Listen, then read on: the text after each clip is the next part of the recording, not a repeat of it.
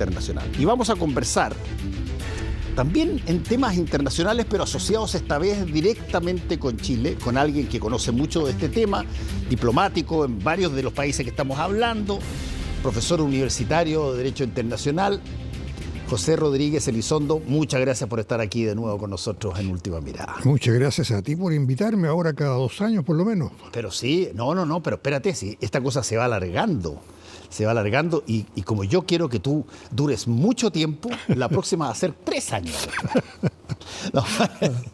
Bueno, es muy grato estar contigo siempre. Pepe, está pasando un fenómeno que me parece bien interesante, pero yo lo miro así con ojos más bien peligrosos, pero ok, tú me de alguna manera tranquilizarás, pero estamos en el Cono Sur en una situación donde tienes un gobierno bastante inestable todavía en Perú, que tú conoces perfectamente, aquello fuiste diplomático ahí.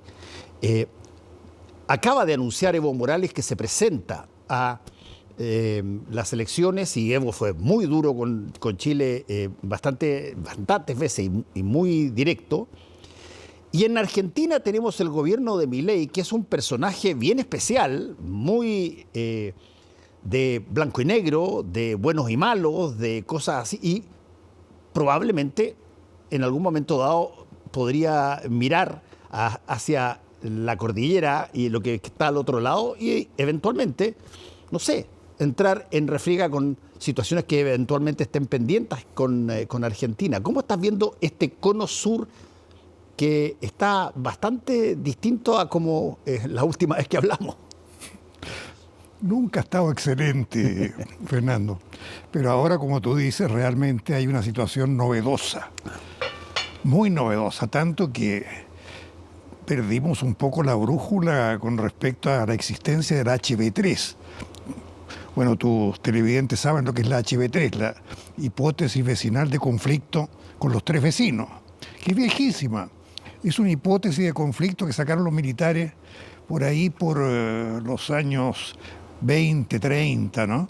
Porque es la peor hipótesis de conflicto, estar mal con los 3 al mismo tiempo. Pero realmente la historia de los vecinos chilenos oscila en torno a esto.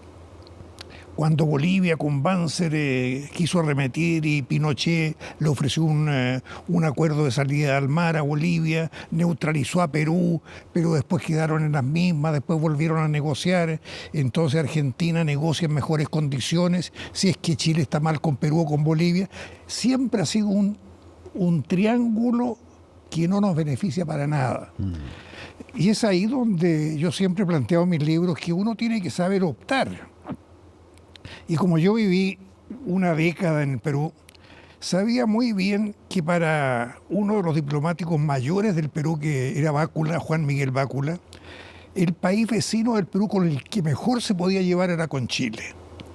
Y nosotros acá decíamos que Bácula era un enemigo de Chile, claro, porque era el ideólogo de la Cancillería, era un tipo de una capacidad intelectual extra, ¿no? Bueno, entonces nunca hemos sabido bien, y además yo me he encontrado muchas veces con veteranos diplomáticos que creen que Bolivia y el Perú están unidos no solo por la conjunción copulativa, ¿no?, sino que son aliados naturales. Nada más lejano de la verdad. Los peruanos creen que el problema básico, crónico que tiene su política vecinal es Bolivia. Entonces nunca nos hemos barajado bien. Y el mejor ejemplo es el de Evo Morales, el que tú me has planteado ahora. Sí. Evo Morales estuvo detrás de la Convención Constitucional chilena con su proyecto de constitución plurinacional, que era algo más que parecido, era el eje de la Constitución boliviana, era lo que estábamos aprobando aquí en Chile en la Comisión.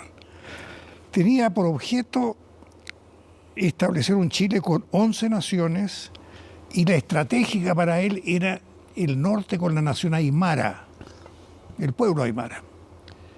Cuando nosotros, mejor dicho, cuando Chile zafó de esta constitución peligrosa, ¿a dónde se fue Evo? Al Perú. Y se metió en todo el lío, en todo el estallido peruano, con base en Puno, para tratar de segregar Puno del Perú. ¿Quién lo paró? Los diplomáticos peruanos. Él quería hacer una gran convención en el Cusco de la América Latina plurinacional, y Alan Wagner, que es muy conocido de los chilenos, que es uno de los grandes diplomáticos peruanos, sí, junto con 9 de los suyos ex cancilleres, ex viceministros, lo paró en seco, y en uno de los párrafos del texto que escribieron decían que el objetivo último de Evo Morales era segregar el sur del Perú para establecer una franja aymara que después le cediera territorio a Bolivia. Porque su caballito de batalla naturalmente era mar para Bolivia, conseguido por mí. Ese ha sido el caballito de batalla de Evo Morales desde que llegó a la presidencia. Pero aquí viene la otra cara de Evo Morales. Él todo esto lo hizo ya no como líder cocalero, lo hizo como líder cooptado por un intelectual bastante competente boliviano que era Álvaro García Linera, quien de sus teorías decía que había que poner un indio en la presidencia de Bolivia. Y de alguna manera él apadrinó a este líder cocalero, a Evo Morales. Bueno, Evo Morales, todo lo que ha destacado en sus tesis, en sus discursos, son obra de Álvaro García Linera.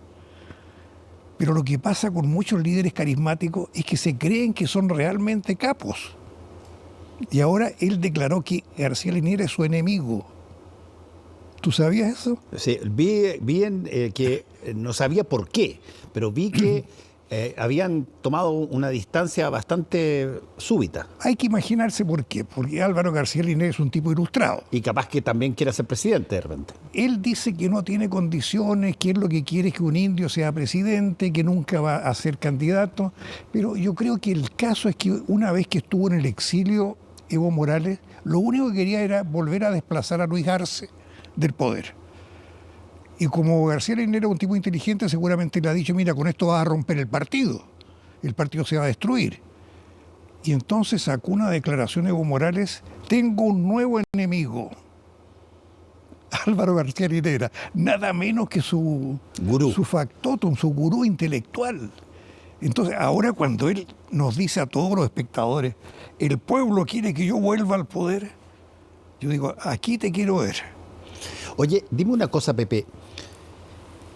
Tú lo dijiste muy bien cuando partiste. Aquí hay una situación donde hemos estado pocas veces en situaciones parecidas. Estuvimos en la Guerra del Pacífico. Acuérdate que Argentina no entró, afortunadamente, en esa situación, y fue Perú-Bolivia.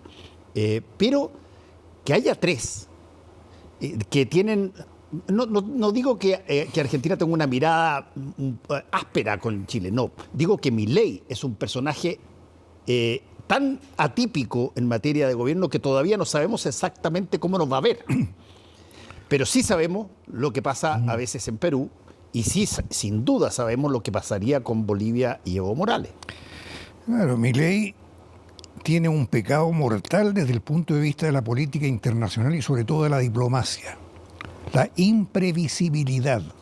Cuando tú tienes un jefe de Estado, un líder imprevisible, tú realmente tienes que apostar a todo.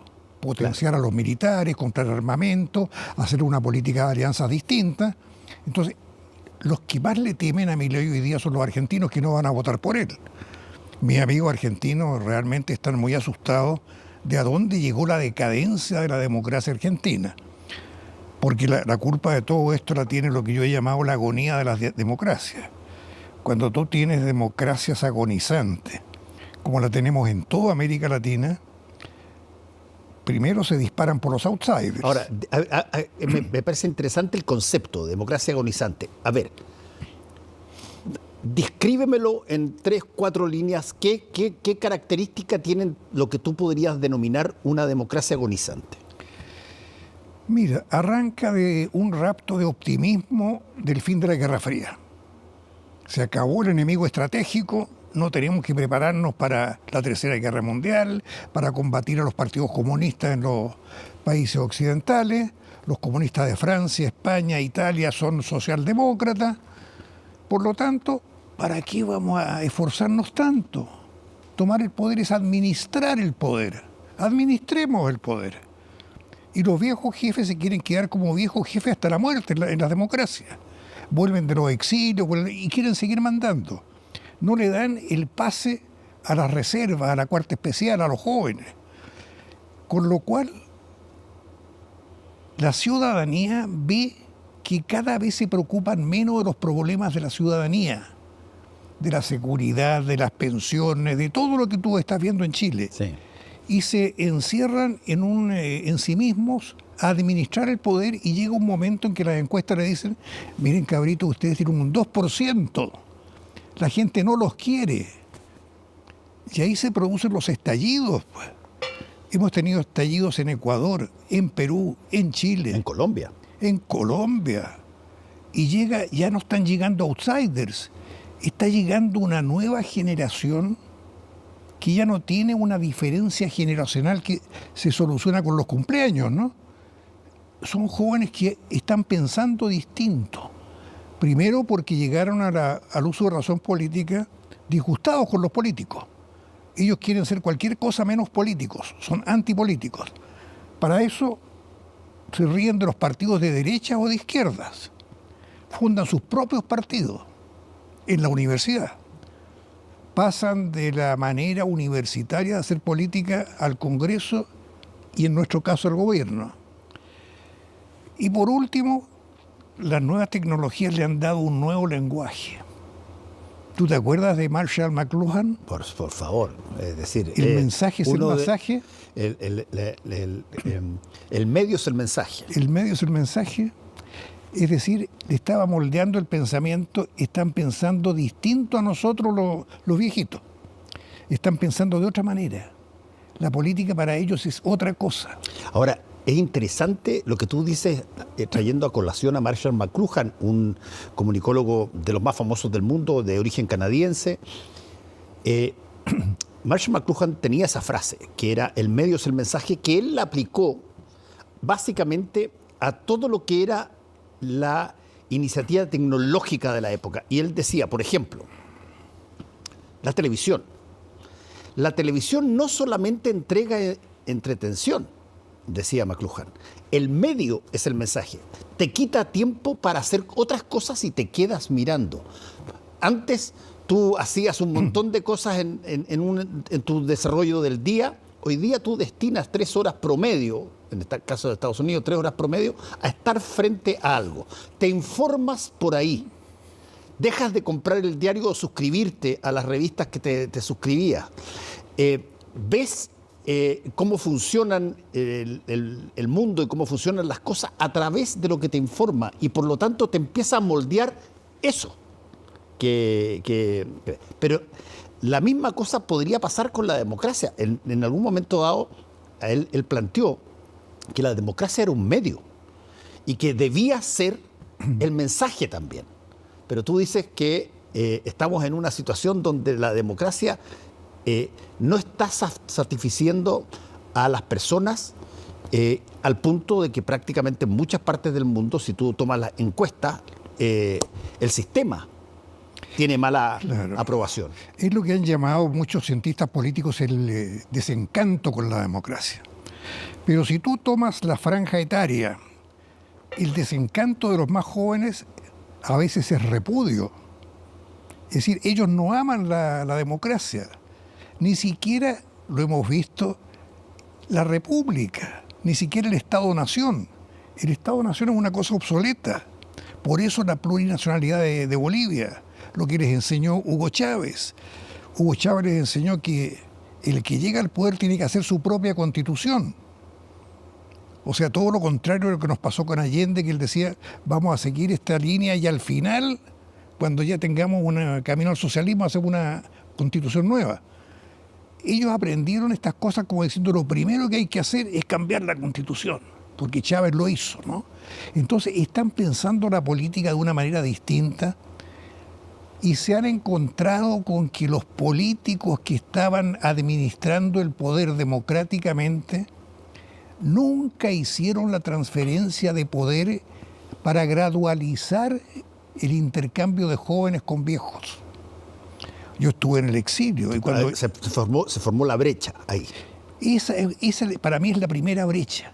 Cuando yo vuelvo del exilio me encuentro con que los viejos derrotados son los que están de nuevo en el gobierno de la transición. Yo digo, aquí algo está mal. En el exilio yo conocí gente brillante de la franja de los 35, 40 años. Yo dije, estos van a ser los nuevos ministros, los nuevos subsecretarios. Bueno, directores, embajadores, pero eran los mismos que habían perdido la guerra, que volvían para administrar el poder. Bueno, ahí para mí se produjo esta brecha, esta grieta, ¿no? ¿Cómo le dicen los argentinos? La grieta. La grieta. Esa es la famosa grieta, que cada país tiene grietas distintas. Yo creo que en Argentina la grieta se está produciendo porque el peronismo ya no da para más, ¿no? Ya tuvo la derecha, ya tuvo la izquierda en el poder, el peronismo, y el peronismo, ¿qué es lo que era? Era la tercera posición, que era la gran tesis de Perón. Y que tenía a la derecha y a la izquierda al mismo tiempo. Entonces todos somos argentinos, todos somos peronistas, y el peronismo, el justicialismo es la tercera posición. Pero ya con la tercera posición, con Menem estuvieron en la derecha, con los Kirchner en la izquierda corrupta. Además. Entonces ahí está grave, porque el otro día saqué un texto yo con un cálculo rápido. Cuando terminó la Guerra Fría teníamos 20 o 21 democracias y una sola dictadura, que era Cuba. Estaba todo clarísimo. Hoy día tenemos 3 dictaduras claras: Nicaragua, Cuba, Venezuela, y de los demás países tenemos 19 expresidentes y exvicepresidentes imputados, acusados, procesados o condenados. Fíjate el marco que eso le da a América Latina en cuanto a la democracia. Y es por eso que nosotros tenemos un 2% de afección a los partidos políticos, y en los otros países el repudio, que se vayan todos. Y esto ya había pasado en Argentina, ya tuvieron 5 presidentes una vez en poco tiempo. Lo que pasó en el Perú ahora realmente es increíble.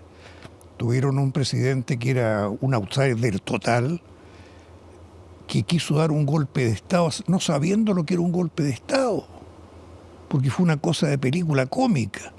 Tenemos un presidente en México que acusa a la Dina Boluarte de ella de haber sido golpista. Y nosotros que de repente apegamos a esto porque no conocemos el tinglado internacional. No, estamos muy mal. A ver, esa fenomenología que tú estás describiendo y que abarca varios países de Sudamérica, ha tenido, y la pregunta básicamente tiene que ver con esto, ha tenido bamboleos de lado y lado desde hace mucho tiempo. Tuvimos posiciones democráticas muy potentes en América del Sur durante mucho tiempo. De pronto entran dictaduras a través de golpes de Estado, pero en prácticamente todo el continente o el subcontinente. Y después vuelve la democracia en esa, y ahora tú dices, la democracia sigue, por cierto, y probablemente se aprecia, pero no está dando los frutos como para que la gente diga, oye, este es el sistema en el cual me gustaría vivir. Eso es exactamente. Y América Latina ha tenido siempre una corriente políticamente simpática, de que o son dictaduras o son democracias. Lo conversamos una vez, el ciclo democracia-dictadura. Pero siempre había una especie de excepcionalidad en Costa Rica, Uruguay y Chile, que éramos más o menos los niños símbolos de la Teletón democrática, ¿no? Ahora sucede que Chile ya no está entre los niños símbolos. Todas las encuestas sobre democracia ponen que en Chile la democracia está endeble. La única que se manifiesta, y no como antes, es la uruguaya. Uruguaya, sí. Por lo tanto, estamos cambiando de talante con respecto a la democracia, porque no sirve para lo que la gente quiere. Cuando ya se acabó el peligro de la Guerra Fría, digamos que venían los comunistas a comerse los niños, según el folclore, ¿no? Bueno, se acabó eso, y el descanso que se dieron los dirigentes políticos fue suicida. Por ejemplo, aquí tuvimos una transición a la democracia que me pareció ejemplar hasta el tercer gobierno. O sea, esto que hablan de los 30 años, 30 pesos, Yo que participé en el gobierno de Elwin y en el de Frei Ruiz-Tagle, yo digo, pero fueron los mejores años comparativamente de lo que tú y yo hemos vivido democráticamente. Bueno, ¿y qué sucedió? Pues sucedió que era tanta la pega acumulada por los 17 años de dictadura, que solo Elwin y Frei y Lagos tuvieron la visión de que había que hacer políticas públicas pro reconciliación con los militares, porque ahí estaba la base de la reconciliación de todos. Y eso se acabó. Cuando llegó la nueva mayoría, el primer procesado de gran talante, de gran jerarquía, ¿quién fue? De los militares. Manuel Contreras. Juan Emilio Cheire. Juan Emilio Cheire, sí, perdón. Cuando Elwin dice, sí, hay que hacer la reconciliación con civil y militar, y lo pifian, y él dice, sí, con los militares. Tuvo un gran liderazgo. Frei con la mesa del diálogo, Lagos con el informe Rettig, Ovales, ya se me olvidan, pero tuvieron gran actividad pensando que había que solucionar ese problema. Y después nos conformamos con hacer la administración del poder, y cuando yo escribí ese librito que es Historia de la Relación Civil-Militar, tú lo conociste, Sí. Le pregunté a un periodista muy capo por qué solo los militares lo habían leído. Y él me dijo, mira Pepe, los militares ya no son tema. O sea, nos olvidamos del ABC de Nicolás Maquiavelo. Los soportes de cualquier Estado son las buenas leyes y los buenos ejércitos. Bueno, ese es uno de los axiomas de la democracia y de cualquier gobierno estable en el mundo. Así que nosotros de repente tenemos esta no reconciliación como una gran asignatura pendiente. Porque quisimos entender, una minoría quiso entender que reconciliación era impunidad. Sí, a ver, me parece súper interesante lo que estás planteando. Respecto de la impunidad, por ejemplo, tener la idea de impunidad. Aquí, a diferencia de otros regímenes en algunas otras partes, hubo una dosis nada despreciable de justicia por los crímenes cometidos en dictadura. Y eso abarcó a personas que tenían hartos cargos. Pero todavía queda la idea de que hubo muchas cosas que no tuvieron una solución. Pero efectivamente tú puedes encontrar un cambio, sobre todo en las Fuerzas Armadas. La pregunta es, y me parece interesante lo que estás diciendo, es ¿en qué momento, antes de la dictadura, teníamos nosotros una relación armónica con las Fuerzas Armadas o la policía? La verdad que íbamos a la parada militar y se hacían los ritos que había que hacer, pero no teníamos ningún gran conocimiento al respecto. Eso empezó a llegar con, qué sé yo, la situación que provocó el general Biot y posteriormente algunas otras cosas, pero las Fuerzas Armadas eran casi, y lo digo como probablemente una crítica, era casi como un desde. Es lo obvio que tienen todos los países, pero de ahí a prestarles atención en serio, no se les había prestado mucha atención. Querido Fernando, ese ha sido el problema nuestro de siempre, el no saber dimensionar la importancia de las instituciones permanentes del Estado. Le hace Servicio Exterior, le hace Fuerzas Armadas. El historiador Góngora dice con respecto al Servicio Exterior que una vez ganada la Guerra del Pacífico, dejamos la política exterior en manos de los funcionarios y los militares. No hicimos política exterior. Y desde el punto de vista de la defensa, es lo que tú dices. No tuvimos políticas militares adecuadas que entendieran el rol que cumplían en un país. No leyeron nunca a Maquiavelo. Jorge Alessandri no hizo ninguna política militar que fuera apreciada por los militares. Eduardo Frei Montalva hizo una política militar que no apreciaron para nada los militares. Vino el conato de golpe de Estado con Biot. Con Biot, eso es lo que te decía, por Biot. Y después viene un presidente que nos trae la transición pacífica al socialismo, que es el único que sabía lo que era una política militar y que de hecho pone a militares en su gobierno. Y cuando que tú consultas a los militares intelectuales que saben, tuvo una gran política militar.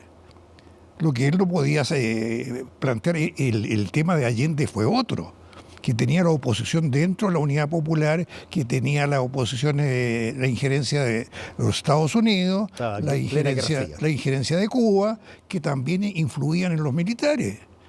Por lo tanto, la mejor política militar fue del socialista Allende. Y eso yo creo que es una cosa clarísima.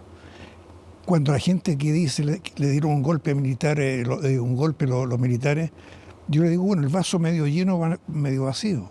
Un candidato que prometía llevar al país al socialismo tuvo hasta los militares en el gabinete, en el gobierno, hasta que fue tan mala la política interna y tanta la presión de Cuba y de Estados Unidos que el paquete se deshizo.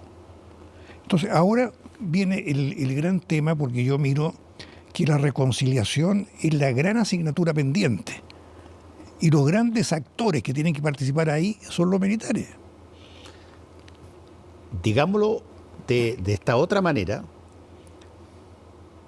prácticamente no hemos parado de escuchar desde que se colocó el tema de la convención que la carta magna de un país y sobre todo de Chile debía cumplir con exactamente lo que tú estás diciendo, cumplir con la posibilidad de todos verse representados ahí, civiles, militares, derecha, exacto, izquierda, etc. Exacto. Y hemos tenido dos situaciones, una que terminó con rechazo y otra que no sabemos todavía, pero las encuestas nos le están dando mucho aliento, pero una vez más tenemos un problema donde aquel instrumento que se suponía que podía servir para que nos percibiéramos como parte de una institucionalidad compartida, eventualmente puede ser que no llegue a puerto. Bueno, lo que está pasando ahora, Fernando, me hizo recordar a mi querido maestro Enrique Silva Sima.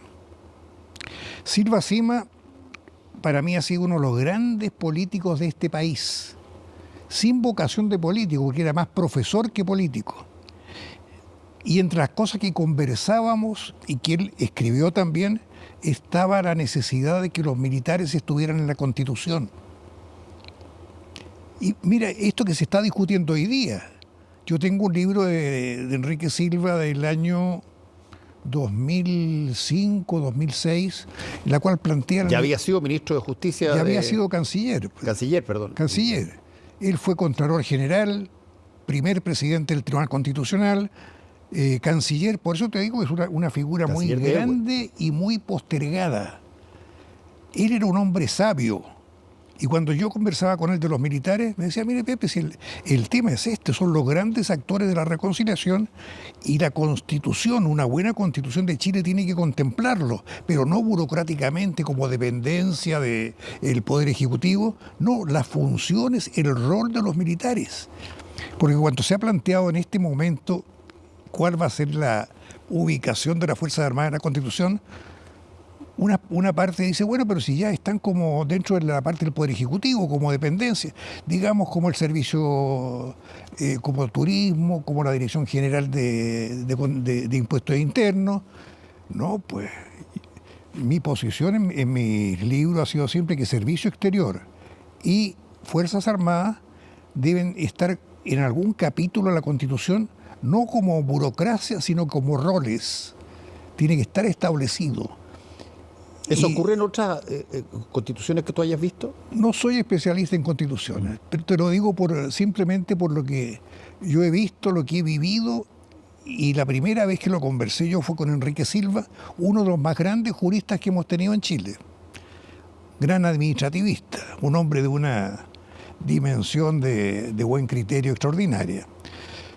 Te voy a mandar un flash de ese libro en que habla de eso. Pero, claro, él era un connotado figura del Partido Radical que, bueno, gobernó 3 gobiernos prácticamente seguidos, o estuvo en 3 gobiernos prácticamente seguidos, y después viene este desmoronamiento de como un terrón que se empieza a apretar y empiezan a salir los granitos de a poco que le está pasando a todos los grandes partidos de hace 60, 70 años.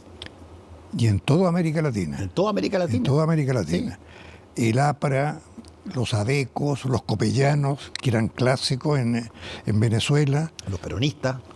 Los radicales en Argentina. Alfonsín en Argentina. Claro. Y los radicales. Entonces, ahí viene este tema, como te digo, que nuestros grandes prohombres, los últimos grandes adultos de la política chilena, Patricio Aylwin y Enrique Silva, vieron este tema con mucha claridad. No nos hemos beneficiado de la sabiduría de ellos porque dejamos de estudiar. O sea, ya cuando yo le digo a alguien, pero si esto lo aprendí Enrique Silva, ¿no? Pero ¿cómo? Si fue exiliado. Claro que fue exiliado. Y estuvo mucho tiempo exiliado. Oye, ¿cuál es la excepción donde uno pueda ver luces o tintineos de una expectativa positiva? Qué difícil encontrar una excepción, Fernando. Bueno, los países nórdicos siempre han sido excepción, pero son tan fríos ya, pues quedan tan lejos. Tal vez, no te iba a decir, yo viví en España y soy hincha de Felipe González, de este dúo dinámico que era Felipe con Alfonso Guerra, que entre ellos no se llevaba muy bien, no eran muy amigos, pero que eran una máquina. Sí. Y ahora aparecieron a flote con lo que está pasando, esta polarización española, que es muy parecida a la nuestra. No se puede gobernar con 2 partidos que están 50-50. Bueno, ahí yo creo que más bien te puedo hablar del prototipo del político.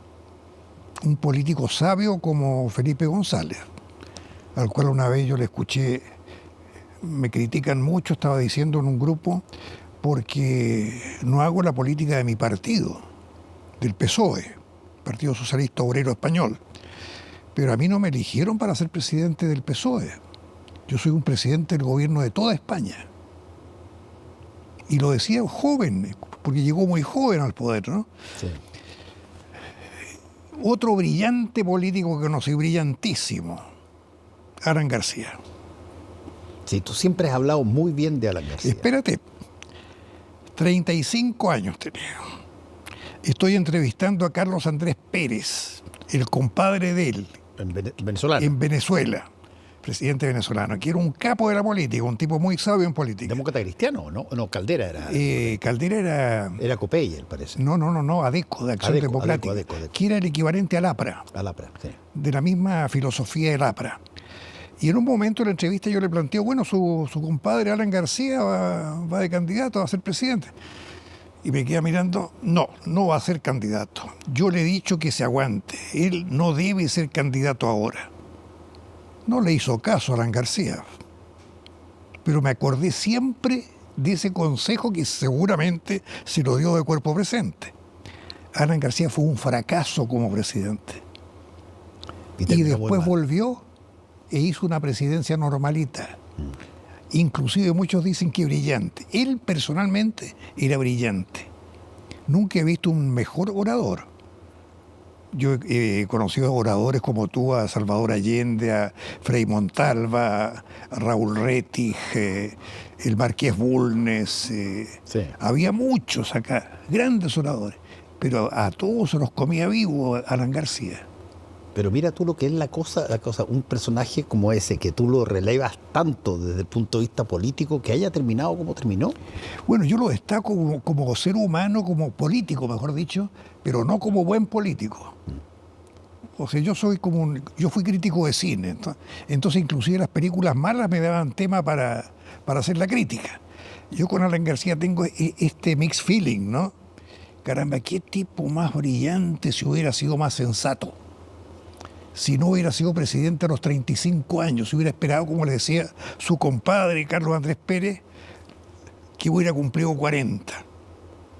Y me acordaba de esto por la modificación, la enmienda que querían acá a los 40 años. Sí. Que algo me hizo recordar el tema de Alan García. Oye, se nos acabó el tiempo, Pepe, pero te quiero agradecer una vez más por haber estado con nosotros acá, porque a mí me llama la atención que tengamos nosotros un subcontinente, digamos, americano, que funciona casi como por modas, que las cosas no pasan en un país. Como que se produce una especie de contaminación, ya sea para lo bueno o para lo malo, pero en varios de los países. Y hoy día estamos en esta situación que yo creo que es interesante, de que lo que une es el desafecto con la democracia. Con una gran diferencia. A ver. Que antes todos confiábamos en que, buenos o malos, los norteamericanos tenían una democracia. Y hoy día, tú dices, Estados Unidos... Desde que llegó Trump se acabó esa certeza que teníamos. Un autogolpista que ahora es el candidato que puede ganar y que si gana, aunque esté condenado, va a gobernar. Entonces ya ni siquiera tenemos el paradigma, ¿no?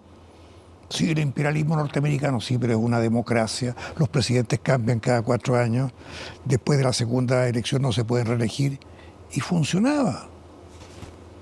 Sí. Ahora, ahí también convengamos, hacía bastante tiempo que la otra forma de intervenir de Estados Unidos no era a través de su historia, sino que era a través de... Las cañoneras, pues. Las cañoneras. Claro. Pero si esa es la historia. Sí. Tú no puedes modificar la historia. Pepe, muchas gracias una vez más por haber estado con nosotros. Gracias a ti, pues, Fernando. Siempre es muy grato conversar contigo. Muchas gracias. Hacemos una pausa y volvemos.